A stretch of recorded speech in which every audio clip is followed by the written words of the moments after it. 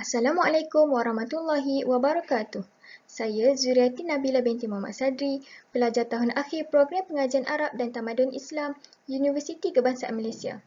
Hari ini saya akan membentangkan latihan ilmiah saya di bawah penilaian Dr. Farid bin Mazin. Tajuk kajian saya ialah Dasar Ratanium dan Reaksi Masyarakat Patani terhadap pelaksanaannya di Thailand. Sebelum itu, saya akan menceritakan serba sedikit tentang latar belakang kajian saya. Patani dahulu merupakan sebuah kerajaan Islam yang berdaulat. Namun, pada tahun 1909, telah termeterainya perjanjian Bangkok antara Inggeris dan Siam. Perjanjian tersebut telah memperakui bahawa kerajaan Patani secara rasminya telah berada di bawah kekuasaan Siam. Sejak termeterainya perjanjian tersebut, pelbagai dasar telah diperkenalkan oleh pihak pemerintah. Dasar-dasar tersebut dilaksanakan kerana kebanyakan masyarakat Thailand mempunyai pegangan agama dan cara hidup yang berbeza dengan masyarakat Patani. Oleh yang demikian, pihak pemerintah telah mengambil inisiatif untuk melaksanakan beberapa dasar yang mampu menyatu padukan rakyat. Antara dasar yang paling ketara menghapuskan hak dan identiti masyarakat Patani ialah Dasar Ratanium. Dasar tersebut diperkenalkan kepada seluruh penduduk Siam yang mempunyai latar belakang agama yang berbeza dan mereka ini tergolong dalam golongan minoriti. Namun, mereka ini dianggap sebagai kaum minoriti yang dominan kerana penempatan masyarakat Patani tertumpu di kawasan atau daerah-daerah yang tertentu sahaja. Seterusnya, mari kita lihat kepada penyataan masalah. Konsep cinta akan negara dan patriotisme telah diperkenalkan kepada masyarakat Thailand sejak zaman pemerintahan Vaviravut. Walaupun begitu, ternyata usaha raja tersebut tidak begitu berkesan. Sebenarnya, pibun yang dapat menyebarkan dan menanam perasaan cinta akan tanah air kepada masyarakat secara meluas dan berkesan. Nasionalisme ala pibun memilih Thainess dan Buddhism sebagai tapak untuk menyatu padukan rakyat. Berdasarkan kenyataan daripada Kopko Suanatan Pian tersebut, usaha untuk memupuk semangat patriotisme dalam kalangan penduduk tempatan turut dilakukan oleh pemerintah sebelum ini. Namun, usaha yang dilakukan oleh Pibun Songkram nyata lebih berkesan. Beliau telah melaksanakan dasar yang mengetengahkan ciri-ciri masyarakat Thailand dan agama Buddha untuk menyatu padukan penduduk tempatan. Beliau juga menginginkan rakyatnya yang berbilang kaum berpegang pada satu agama dan cara hidup yang sama sahaja. Hal ini amat bertentangan dengan masyarakat Patani yang berpegang teguh pada ajaran Islam dan mempunyai cara hidup yang berbeza dengan masyarakat Thailand. Bertitik tolak daripada itu, kajian ini dijalankan untuk melihat sejauh mana keberkesanan pelaksanaan dasar Ratanium yang telah dilaksanakan oleh Pibun Songkram. Terdapat 3 objektif kajian yang saya ketengahkan dalam kajian ini. Yang pertama ialah meneliti sejarah masyarakat Patani di Thailand dan hubungan mereka dengan pemerintah Thailand. Yang kedua, mengkaji pelaksanaan dasar Ratanium di Thailand. Dan yang ketiga ialah mengkaji reaksi masyarakat Patani terhadap dasar Ratanium. Seterusnya ialah metodologi kajian. Saya menggunakan pendekatan kualitatif menerusi kaedah pengumpulan data dan penganalisan data. Dalam kaedah pengumpulan data, saya telah mengumpul maklumat dan fakta serta fakta-fakta berkaitan tajuk kajian saya. Saya membaca kajian-kajian terdahulu yang berkaitan, kemudian data tersebut diolah dan dianalisis untuk mencapai matlamat kajian. Seterusnya, bagi memastikan ketepatan maklumat yang diperolehi, saya telah melakukan kritikan dalaman dan kritikan luaran sumber melalui kaedah penganalisan data. Kritikan dalaman sumber bertujuan untuk memastikan kejituan maklumat tentang isi kandungan sumber yang dirujuk. Kritikan luaran sumber pula dilakukan bagi mengesahkan keabsahan sumber dari aspek tempat, masa dan individu dari sumber yang diperolehi. Terdapat 3 dapatan kajian yang saya perolehi dalam kajian ini. Dapatan kajian saya yang pertama terdapat dalam bab 2. Ianya menjawab kepada objektif yang pertama iaitu sejarah masyarakat Patani di Thailand dan hubungan mereka dengan pemerintah Thailand. Hasil kajian mendapati bahawa pemerintah Thailand telah melakukan penindasan terhadap masyarakat Patani. Seterusnya, dapatan kajian saya yang kedua pula diterangkan dalam bab 3 dan menjawab kepada objektif yang kedua, iaitu pelaksanaan dasar Ratanium di Thailand. Hasil kajian mendapati bahawa pelaksanaan dasar Ratanium telah menggunakan teori fascism. Dapatan kajian saya yang terakhir pula dihuraikan dalam bab 4. Ianya menjawab kepada objektif yang ketiga iaitu tentang reaksi masyarakat Patani terhadap pelaksanaan dasar Ratanium. Hasil kajian mendapati bahawa dasar Ratanium telah menyentuh adat dan cara hidup masyarakat Patani. Seterusnya, mari kita lihat kepada dapatan kajian saya yang pertama. Hasil kajian mendapati bahawa pemerintah Thailand telah melakukan penindasan terhadap masyarakat Patani. Terdapat beberapa bentuk penindasan yang dilakukan, antaranya ialah amalan rasuah oleh pegawai kerajaan. Sudah menjadi amalan pemerintah Bangkok menjadikan wilayah-wilayah terpencil dari pentadbiran kerajaan pusat sebagai tempat pembuangan pegawai-pegawai yang mengamalkan rasuah. Ramai dalam kalangan mereka terlibat dengan kegiatan jenayah seperti kes penyeludupan, penyelewengan kuasa dan sebagainya. Hal ini menyebabkan pembangunan ekonomi dan sosial masyarakat Patani terbiar dan terabai. Selain itu, tanah perkuburan Islam dimusnahkan oleh tentera-tentera Thailand. Tujuannya untuk mendapatkan bahan-bahan binaan, mendirikan rumah-rumah kediaman serta bangunan markas tentera-tentera penjajah. Mereka juga turut memusnahkan batu-batu nisan, kubur-kubur alim ulama dan makam diraja untuk dijadikan bahan-bahan bangunan konkrit.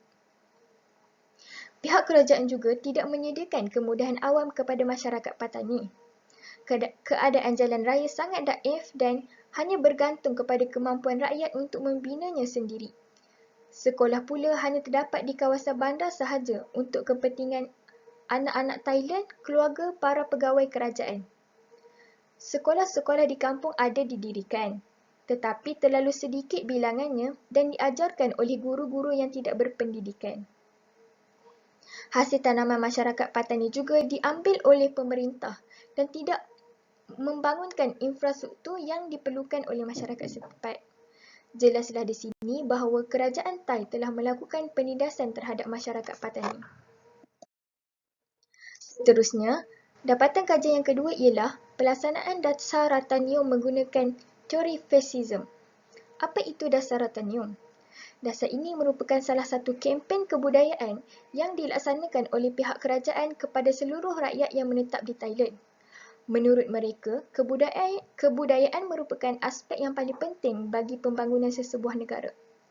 Dasar ini mengandungi 12 perkara yang menyentuh 3 aspek utama, iaitu aspek sosial, ekonomi dan politik. Terdapat 7 perkara yang menyentuh aspek sosial masyarakat. Ketujuh-tujuh perkara ini jelas mengetengahkan peraturan-peraturan baru tentang bagaimana cara untuk menanamkan jati diri kesiaman dalam kalangan masyarakat. Seterusnya, terdapat 4 perkara dalam dasar ini yang menyentuh aspek politik. Keempat-empat perkara ini hampir sama tujuannya, iaitu menghormati bendera kebangsaan Thailand, memuja raja dan menyanyikan lagu kebangsaan Thailand. Selain itu, terdapat juga aspek ekonomi dalam dasar ini, tetapi tidak beberapa dititik beratkan. Hanya satu perkara sahaja yang menyentuh aspek ekonomi, iaitu menyeru masyarakat tempatan untuk menggunakan barang asas buatan Thailand sahaja.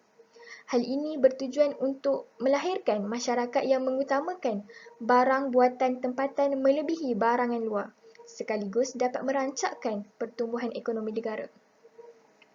Dasar ini dilaksanakan oleh Pibung Songkram, iaitu Perdana Menteri Thailand yang ketiga. Latar belakang pendidikan beliau adalah cenderung ke arah pendidikan Eropah.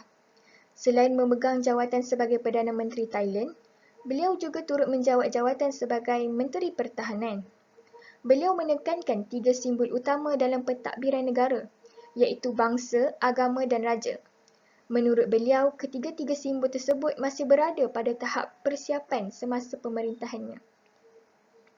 Pelaksanaan dasar Ratanium adalah menggunakan teori fasism. Fasism merupakan ketaatan menyeluruh rakyat kepada pemimpin. Ianya merupakan ideologi politik yang meletakkan kepentingan negara lebih penting daripada kepentingan individu atau masyarakat. Seterusnya, dapatan kajian yang terakhir ialah dasar Ratanium menyentuh adat dan cara hidup masyarakat Patani. Masyarakat Patani menentang 3 perkara dalam isi kandungan Ratanium. Perkara yang pertama ialah perkara 3, iaitu berkaitan panggilan nama rakyat Thailand. Pihak kerajaan menggesa masyarakat untuk menukar nama panggilan mereka kepada nama Siam Buddha. Panggilan selain daripada itu adalah dilarang. Sekiranya masyarakat Patani enggan menukar nama kepada nama Siam, mereka tidak akan mendapat peluang untuk bekerja dalam sektor kerajaan, dan jika mereka sedang berkhidmat dalam sektor kerajaan, peluang kenaikan pangkat tidak akan ditawarkan. Selain itu, mereka juga berkemungkinan dilucutkan jawatan dari sektor kerajaan kerana masih menggunakan nama-nama Melayu Islam.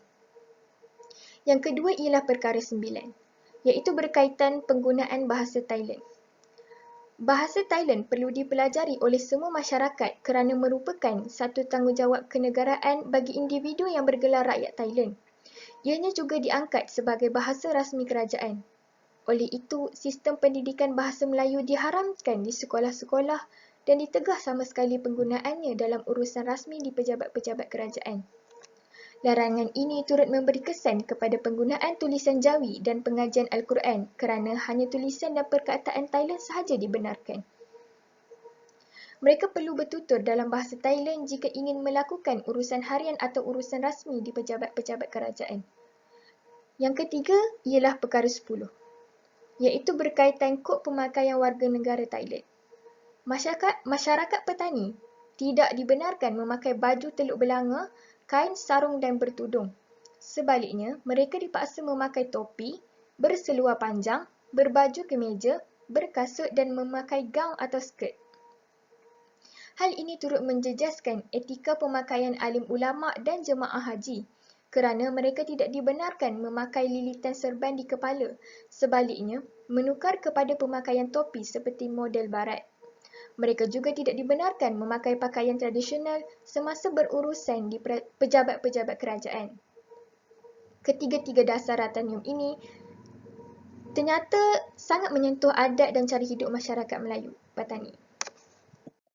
Yang demikian, muncul pemimpin agama mempertahankan hak masyarakat Patani yang diketuai oleh Haji Sulong bin Abdul Kadir. Beliau telah menubuhkan Lembaga Pelaksanaan Hukum Syariah. Tujuannya adalah untuk mewujudkan pakatan dalam kalangan alim ulama dan guru-guru agama bagi menghadapi tindakan pihak kerajaan yang cuba mengintegrasikan orang-orang Melayu. Haji Sulong telah dilantik sebagai Kadi Hakim dan telah menuntut 7 perkara dari pihak kerajaan. Melalui tuntutan tersebut, tidak ada satu permintaan untuk memohon status kemerdekaan. Mereka melihat pihak kerajaan masih boleh bertolak ansur dan cuba melakukan rundingan menuntut hak mereka yang ditindas. Namun, tuntutan mereka telah ditolak atas alasan kerajaan tidak bersedia untuk melakukan sebarang rundingan berkaitan pembentukan autonomi kuasa di daerah tersebut kerana bimbang kaum minoriti lain turut menuntut perkara yang sama daripada pihak kerajaan. Oleh itu, pada tahun 1944, Dasar Ratanium telah dimasukkan oleh pengganti Pibun iaitu Kuang Ap Haiwang. Hal ini dibimbangi berlaku pemberontakan yang lebih dahsyat oleh masyarakat Patani. Oleh yang demikian, pada tahun 1946, beliau telah menggantikannya dengan Dasar Penaungan Agama Islam. Dasar ini dirangka untuk menghidupkan semula penggunaan undang-undang Islam. Namun, ianya dipandang negatif oleh para pemimpin Islam. Pihak kerajaan masih cuba menawan hati masyarakat Patani. Oleh itu, pada tahun 1947, Akta Masjid telah ditubuhkan rentetan reaksi negatif masyarakat terhadap dasar sebelum ini. Melalui akta ini, setiap masjid diamanahkan untuk menguruskan harta benda. Bantuan kebendaan atau kerohanian juga diperuntukkan oleh pihak kerajaan kepada masjid-masjid. Akta ini dapat membuka mata masyarakat Patani bahawa kerajaan baharu berhasrat untuk membantu mereka memulihkan hak ketuanan mereka sebelum ini. Rumusan daripada kajian ini dapat saya simpulkan bahawa pelaksanaan Dasar Ratanium merupakan salah satu usaha pihak kerajaan untuk menyatu padukan rakyat berbilang kaum. Namun, pelaksanaannya telah menimbulkan rasa tidak puas hati masyarakat Patani kerana menghapuskan adat dan cara hidup mereka. Penentangan yang dilakukan dilihat agak sistematik kerana mereka menubuhkan persatuan terlebih dahulu dan bersatu padu untuk memperjuangkan hak mereka. Sekian daripada saya. Assalamualaikum warahmatullahi wabarakatuh.